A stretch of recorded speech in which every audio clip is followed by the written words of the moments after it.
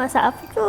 Jom hari ni kita masak kuih tiaw kung fu. Cara yang mudah dan senang nak buat dekat rumah. Yang penting sedap dan bahan pun mudah je. So, mula untuk kuih tiaw, kita masukkan telur 1 biji, 1,5 sudu besar tepung jagung. Kita kacaukan sampai sebati.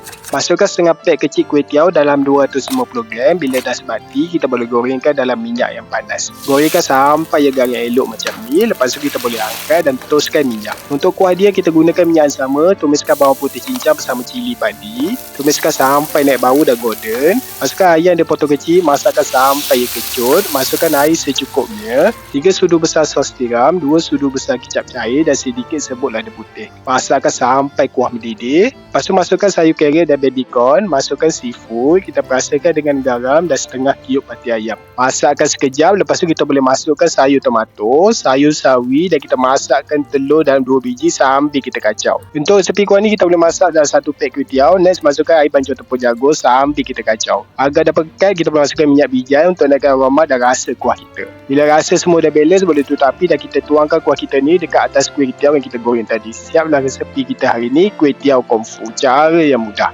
Makan pula dengan cili jeruk, rasa kuah yang savory dan pekat memang tambah sedap. Yang mana suka kuih tiaw lakna, boleh je guna resepi kuah ni. Untuk lebih lagi banyak resepi, boleh follow, like dan komen. Jom makan!